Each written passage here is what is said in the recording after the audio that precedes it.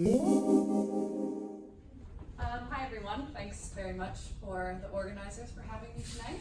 And as Alfredo said, my name's Amy. I'm in the final months of my PhD at the University of Edinburgh, and I'll talk to you a little bit today about how diet quality relates to parasite community dynamics.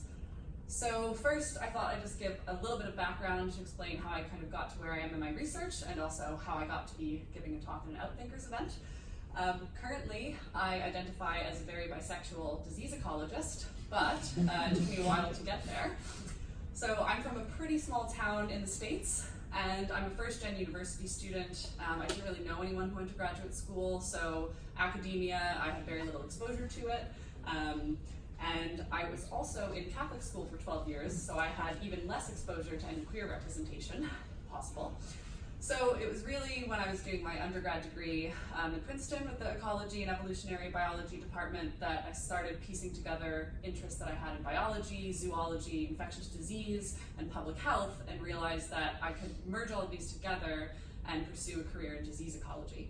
So this was really exciting and kind of really helped me figure out how I wanted to be as a scientist. One good thing about Princeton was that they did have a really great LGBT center and community. One not so good thing was that I didn't realize I was part of that community until my last 2 months of college, so that was pretty much lost on me. So really my first experience with trying to merge how I was going to go about sort of figuring out my LGBTQ identity with my career identity was when I moved to DC after I graduated and did 2 fellowships in global health and then research at the National Institutes of Health. Famously, DC is one of the gayest cities in America, so that was really great in that I was able to become pretty involved with the LGBTQ communities there, which was really validating and nice.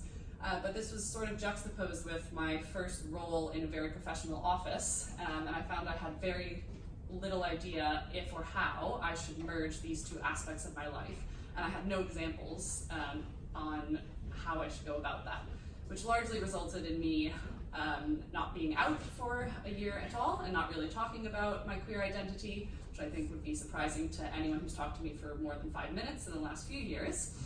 But when I started my job at NIH, there was a woman in our group who was really openly queer, and that was an immediate and huge sort of sense of relief for me in how I felt I could identify in my job. So since then, I've tried to be pretty out, pretty visible in my positions and with students that I mentor and be involved in a lot of peer mentoring, because I think that representation is quite important. And it's been really nice for me over the course of my PhD to see that that sort of representation has increased a lot, but I think there's still a lot of representation for queer scientists in STEM from more senior academics. For me, I felt there was a really strong lack of representation for bisexual scientists. And this is kind of a problem because navigating academia is pretty hard at best, and a lot of times we do it by example, so it becomes much harder if you have no examples. So it's really nice to see some initiatives like this, and I like to support ones that really celebrate the entire context of a person as a scientist, including their identity and background, because that will play a really big role in how they interact with the world and their work.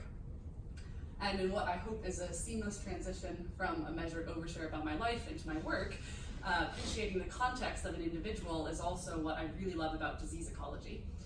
So one of the things that comes up a lot in our field is that the answer to a lot of questions that we have is really, well, it depends. And that can be frustrating, but I think it's really exciting that we get to explore the diversity that we have in the world and in our environments and figure out how that influences crucial processes that we're interested in. So the example that I would like to talk to you guys about today, which I think is really important context for understanding disease, is nutrition. And baseline nutrition status is super important for health and fitness of an organism. Anecdotally, this manifests through claims that certain foods are superfoods for immunity, or sort of myths that certain foods or drinks will cure a cold faster. But the reason these claims exist is because there's a really large body of evidence that the micronutrients and macronutrients that we consume on a daily basis are really important for key processes like growth, immunity, reproduction, and general maintenance. So we can expect then that the diet and resources that are available to an organism will play a really big role in their parasite infection dynamics. This has been proved many times over in the lab, but it's really difficult to study in the wild, largely because wild animals are really resource poor, and the resources that they do have are highly susceptible to variation from a number of factors. Increasingly, anthropogenic activity is one of these factors, which influences both the type and the quantity of food that an animal receives, and this occurs both through intentional and accidental measures. So there's a lot of interest in sort of really teasing apart how exactly diet and resources will influence infection in the wild, but this is, unsurprisingly, potentially also complicated because these types of food changes can influence hosts in a number of ways, and there are so many types of parasites.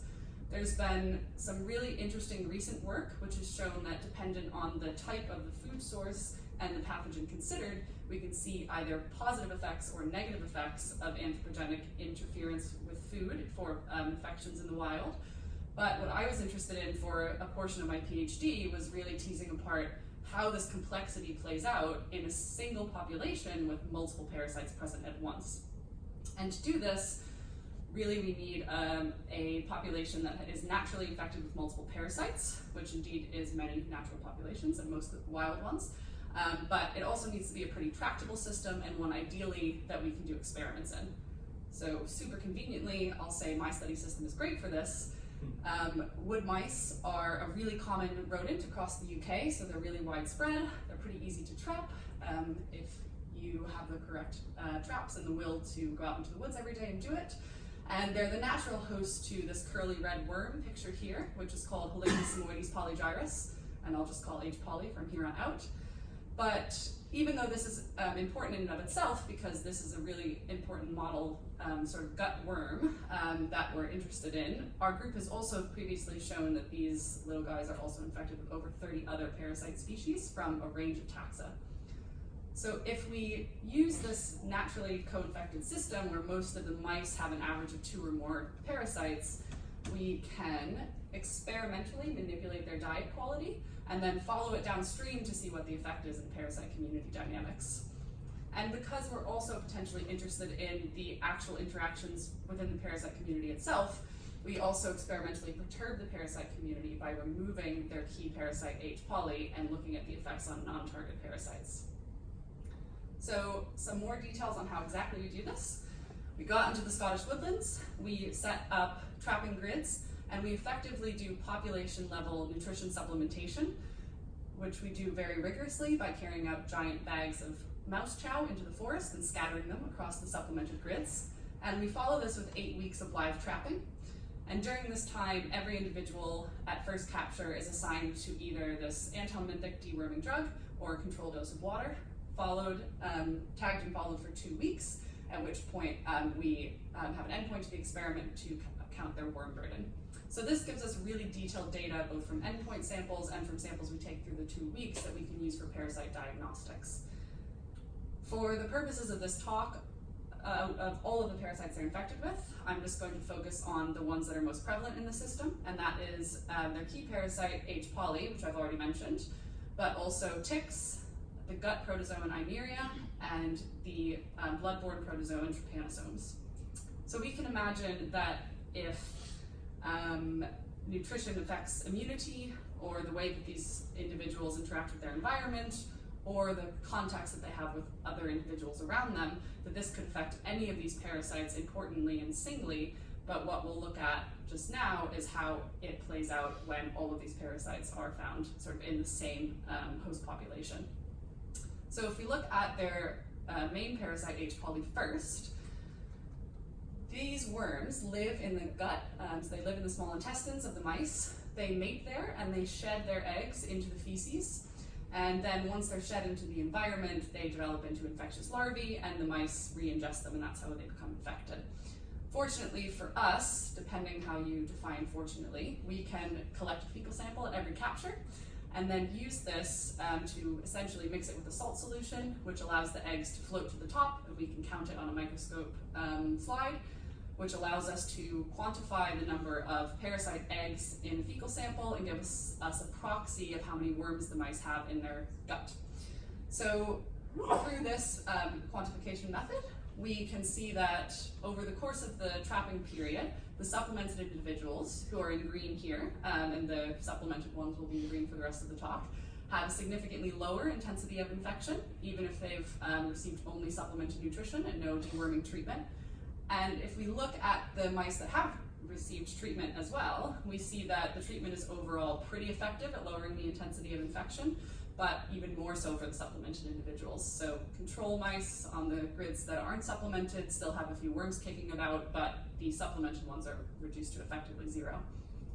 And we can also look at the counts of the actual worms in their gut at the end of the experiment to get a confirmation of this, and we find the same result, that supplemented nutrition alone decreases the adult worms by nearly 3-fold.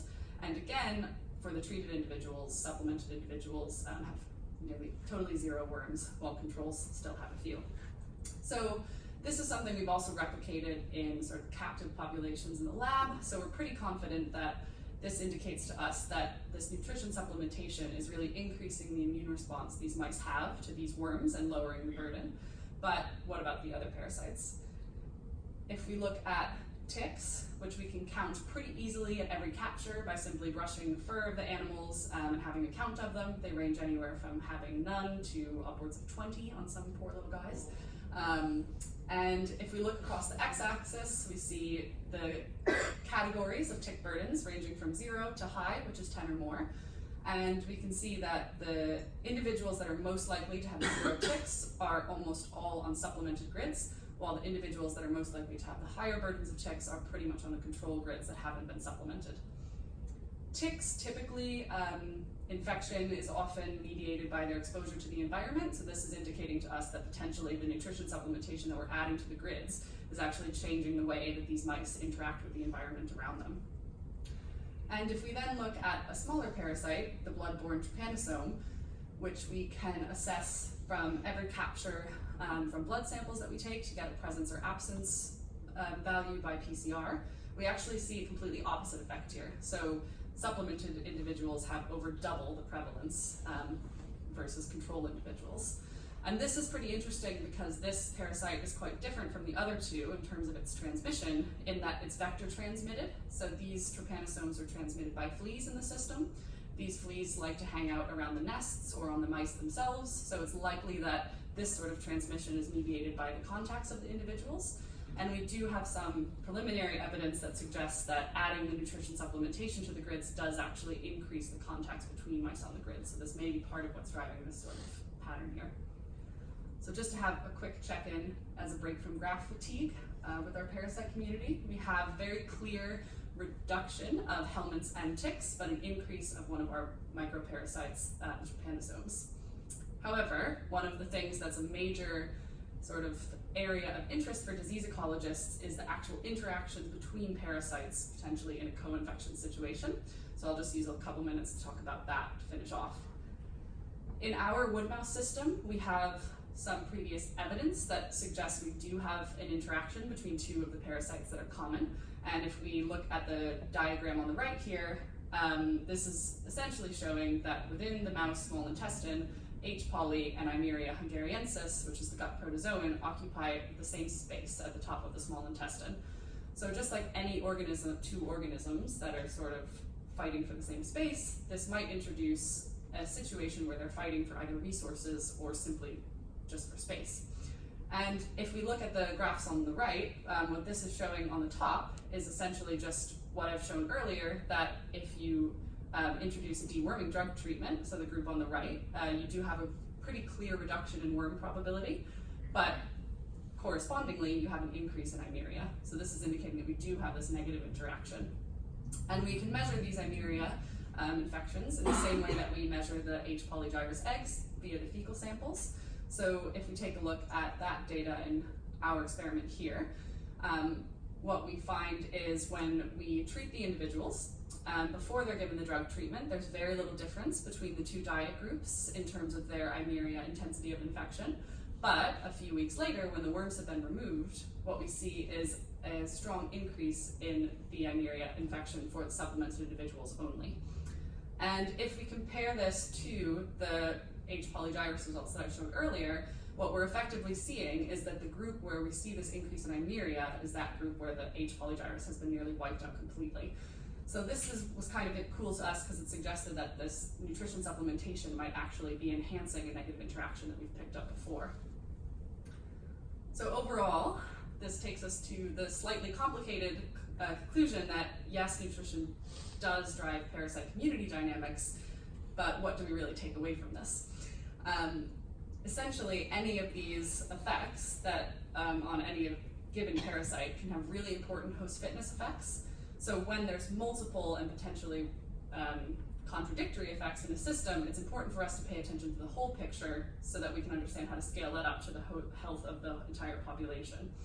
And in a world where we have increasing contact between humans and animals and increasing sort of interference with animal food sources from a deliberate to accidental spectrum, this suggests to us that co-infection is a really important context for understanding how disease will play out in the human-wild interface, both for animals and potentially for humans as well. So I'd really like to thank my supervisory team from Edinburgh and our lab group and field group for helping me with this experiment and certainly with all the field work, and my funding bodies. And I would also just like to acknowledge and thank the organizers once again, and also some of the resources, and this is very much not an exhaustive list, but just a selection of ones that I found really helpful and quite nice to engage with throughout my PhD, because certainly without a lot of the initiatives like these, I wouldn't necessarily have the confidence to be speaking at an event like this today. So I really appreciated them. And Twitter certainly is, I found, one of the best places to network for LGBTQ scientists, so I would encourage anyone not on science Twitter to get on it. Thanks very much.